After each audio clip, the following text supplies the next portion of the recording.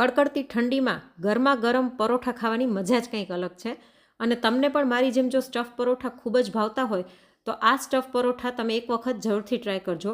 શાકભાજીથી ભરપૂર હોવાના કારણે હેલ્ધીની સાથે સાથે ટેસ્ટી પણ એટલા જ છે. અને જો બાળકો શાકભાજી નહીં ખાતા હોય તો એ પણ આ પરોઠા તો માંગીને ખાશે, એટલા સરસ ટેસ્ટી બને છે. વિડીયો તો તમને પસંદ આવશે જ, તો વિડીયોને એક લાઇક કરી ચેનલને સબસ્ક્રાઈબ જરૂરથી કરી નાખજો. તો ચલો રેસીપીની શરૂઆત કરી દઈએ. સૌથી પહેલાં અહીં મેં શાકભાજીમાં 4 મીડિયમ સાઇઝના બટેટા છાલ ઉતારીને લઈ લીધા છે. તેની સાથે 1 વાટકી ભરીને ફુલાવર લીધું છે, અડધી વાટકી જેટલા વટાણા લઈ લીધા છે અને 1 ગાજર લીધું છે. આમાં શાકભાજી તમે તમારી ચોઈસ પ્રમાણે અથવા તો તમારા ઘરમાં હાજર હોય એ રીતના લઈ શકો છો. તો આપણે ગાજરને અને બટેટાને મોટા મોટા રફ ટુકડામાં સુધારી લઈશું, કેમ કે આપણે આ બધા શાકભાજીને બાફવાના છે. તમારામાંથી કોને કોને સ્ટફ પરોઠા ખૂબ જ ભાવે છે અને તમે કયા શહેરમાંથી મારા વિડીયો જોઈ રહ્યા છો તે મને કોમેન્ટ કરીને જરૂરથી જણાવજો. તો હવે આપણે કુકરની અંદર આ બધા શાકભાજીને એડ કરી દઈએ. જનરલી બાળકો શાક બહુ નથી ખાતા હોતા, એમાંય રાત્રે તો શાક રોટલીનું નામ પડે જ તો મોઢું બગાડવા લાગે છે. તો આવી રીતના તમે શાકભાજીથી ભરપૂર સ્ટફ પરોઠા બનાવીને આપશો તો બાળકો ખાઈ લેશે. તો આપણે આવી રીતના બધા જ શાકભાજીને કુકરમાં નાખી દઈએ અને આની અંદર 1 ગ્લાસ પાણી નાખી કુકરનું ઢાંકણું બંધ કરી અને મીડિયમ ફ્લેમ પર 5 થી 6 વિસલ વગાડી લઈશું. કુકરમાં વિસલ થાય છે ત્યાં સુધી આપણે લોટ બાંધી લઈએ. તો એના માટે અહીં મેં 2.5 કપ જેટલો ઘઉંનો લોટ લઈ લીધો છે. રેગ્યુલર રોટલીનો લોટ હોય તે જ લીધો છે. તેની અંદર સ્વાદ પ્રમાણે મીઠું અને 1 નાની ચમચી જેટલો અજમો હાથેથી ક્રશ કરીને એડ કરી દઈશું. સાથે જ 1 ચમચી જેટલું તેલ નાખી અને આ બધાને બરાબર મિક્સ કરી લઈએ અને થોડું થોડું પાણી નાખીને આનો લોટ બાંધી લઈશું. કોઈ પણ સ્ટફ પરોઠાનો લોટ હંમેશા સોફ્ટ બાંધવાનો, જેના કારણે તમારું સ્ટફિંગ બધું બહાર નહીં આવે. આની પહેલાં મેં તમારી સાથે અનેક જાતના સ્ટફ પરોઠાની રેસીપી શેર કરેલી છે, જેમ કે મૂળાના પરોઠા, બટેટાના પરોઠા, કાચા પપૈયાના પરોઠા, લીલા વટાણાના, પનીરના ઘણા બધા પરોઠા શેર કરેલા છે. તે બધાની લિંક હું તમને નીચે ડિસ્ક્રિપ્શન બોક્સમાં આપી દઈશ. તો આવી રીતના આપણે એકદમ સોફ્ટ આનો લોટ બાંધી લીધો છે. જો લોટ આટલો સોફ્ટ હોવો જોઈએ. તો હવે હાથને આપણે સહેજ તેલવાળો કરી અને લોટને મસળી લઈશું અને આને આપણે 10 મિનિટ રેસ્ટ માટે રાખીશું. ગમે ત્યારે લોટ બાંધીને તો એને 10 મિનિટ રેસ્ટ આપવાનો, જેથી પરિણામ સરસ મળશે. તો આને ઢાંકીને સાઈડમાં રાખી દઈએ ને ત્યાં સુધી પરોઠા સાથે ખાવાની એક સરસ મજાની ચટણી બનાવી લઈએ. જેના માટે મિક્સર જારની અંદર કૂણી દાંડલી સહિત થોડીક કોથમીર લઈ લઈશું.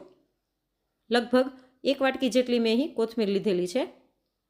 તેની સાથે 2 તીખા લીલા મરચાં અને 5 થી 6 લીમડાના પાન, 1 ચમચી લસણની કળી અને 2 ઇંચ જેટલો આદુનો ટુકડો આની અંદર એડ કરી દઈશું. આપણે જે ગ્રીન ચટણી બનાવતા હોઈએ એવી રીતના જ બનાવવાની છે, પણ હું આની અંદર બ્રેડની સ્લાઇસ નાખવાની છું. સાથે 1 ચમચી લીંબુનો રસ નાખી અને બ્રેડની જે સ્લાઇસની કિનારી હોય તે આની અંદર નાખી દઈશું. તમારી પાસે આ અવેલેબલ ન હોય તો એની બદલે તમે થોડાક શિંગદાણા અથવા તો ગાંઠિયા પણ એડ કરી શકો છો. અને હવે આની અંદર સ્વાદ પ્રમાણે મીઠું નાખી અને જરૂર મુજબ પાણી નાખીને આને પીસી લઈશું. તમને જો સ્વીટ ટેસ્ટ ભાવતો હોય તો તમે આની અંદર થોડીક ખાંડ પણ એડ કરી શકો છો, પણ હું ટોમેટો કેચઅપ સાથે સર્વ કરવાની છું એટલે મેં ખાંડ એડ નથી કરી, કેમ કે કેચઅપ પણ સ્વીટ જ હોય છે. તો અહીં આપણી ચટણી એકદમ સરસ ચટપટી અને સ્પાઇસી એવી તૈયાર થઈ ગઈ છે. આને આપણે બાઉલમાં કાઢી લઈએ અને હવે આપણે કુકર ચેક કરી લઈએ. કુકરમાં 5 થી 6 વિસલ થઈ ગઈ છે અને આપણે શાકભાજી એકદમ સરસ બફાઈ ગયા છે.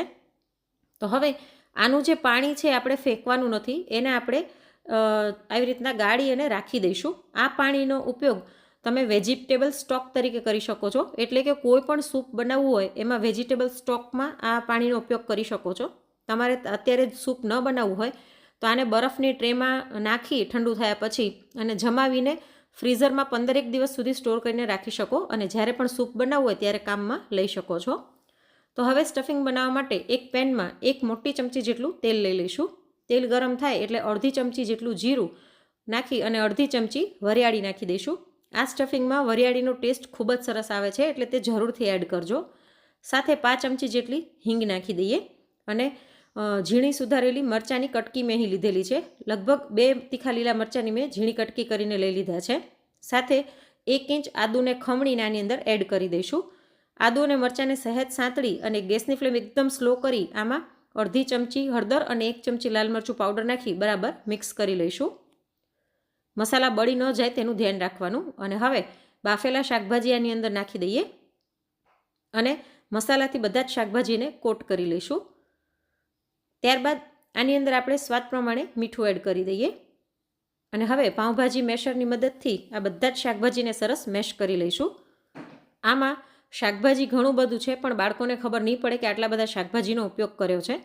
મારો મોટો દીકરો જનરલી ફુલાવર નથી ખાતો, એને ફુલાવરનું શાક ઓછું ભાવે છે, તો એને હું આવી રીતના ફુલાવર ખવડાવી દઉં છું. તો તમે પણ આવી રીતના ઘણા બધા શાકભાજીનો ઉપયોગ કરીને સ્ટફ પરોઠા બનાવી શકો છો.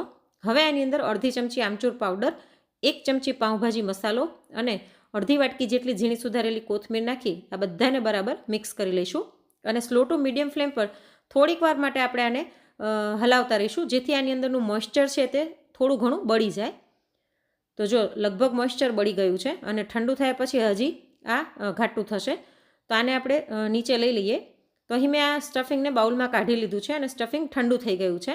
હવે આની અંદર આપણે સેવ નાખી દઈશું. સેવ નાખવાથી સ્વાદ તો સરસ આવશે જ, સાથે થોડું ઘણું મોઇશ્ચર હશે તો તે સેવ એબ્ઝોર્બ કરી લેશે, જેના કારણે આપણું સ્ટફિંગ બહાર નહીં આવે. અહીં મેં આલુ સેવ લીધેલી છે, પણ તમે કોઈ પણ સેવ લઈ શકો છો. તો હજી મને થોડીક ઓછી લાગી રહી છે, તો હું બીજી 1 મુઠ્ઠી નાખું છું. એટલે ટોટલ મેં 2 મુઠ્ઠી જેટલી સેવ નાખી છે. તો એકદમ ટેસ્ટી ચટપટું આપણું સ્ટફિંગ તૈયાર થઈ ગયું છે. હવે જે આપણે લોટ રેસ્ટ માટે રાખ્યો હતો એને સહેજ મસળી અને આમાંથી એક મોટો લુવો તોડી લઈએ અને આવી રીતના એને વાટકી જેવો શેપ આપી તેની અંદર 2 થી 3 ચમચી જેટલું સ્ટફિંગ દબાવીને ભરી લઈશું. અને આને આવી રીતના પેક કરી અને પછી કોરા લોટમાં રગદોળી અને પાટલા ઉપર પહેલાં સહેજ હાથેથી થેપી લઈશું. તમને જે રીતના સ્ટફ પરોઠા ફાવતા એ રીતના તમે કરી શકો છો. અને હળવા હાથે પરોઠાને વણી લઈશું અને ત્યારબાદ તવા ઉપર પરોઠું નાખી અને પહેલું પડ આછું ચડે ત્યાં સુધી આને થવા દઈશું. ત્યારબાદ આને પલટાવી અને ફરીવાર ઉપરથી તેલ નાખી અને બધી બાજુથી સરસ આને શેકી લઈશું. તમે બટરમાં પણ શેકી શકો છો. શિયાળામાં આવી રીતના ગરમા ગરમ સ્ટફ પરોઠા ખાવાની મજા જ કંઈક અલગ આવતી હોય છે. અને જનરલી રાત્રે શાક રોટલી બનાવીએ તો બાળકો મોઢું બગાડતા હોય છે, પણ આવી રીતના તમે અલગ અલગ શાકભાજીમાંથી અલગ અલગ સ્ટફ પરોઠા બનાવીને બાળકોને ખવડાવી શકો છો. તો જો આપણે કિનારી આવી રીતના દબાવીશું એટલે હળવા હળવા પરોઠા ફૂલશે. તો એકદમ સરસ ક્રિસ્પી આપણે પરોઠાને શેકી લઈશું. તો આપણું પરોઠું તૈયાર છે. ગરમા ગરમ આને આપણે સર્વ કરી દઈએ. અહીં મેં તૈયાર કરેલા પરોઠા ઉપર આછું બટર અને કોથમીર લગાડી દીધા છે અને આપણે તૈયાર કરેલી ચટણી અને ટોમેટો કેચઅપ સાથે આને સર્વ કરી દઈશું. અને આપણે જેટલું સ્ટફિંગ બનાવ્યું હતું તેનાથી આવડા 9 પરોઠા બનીને તૈયાર થયા હતા.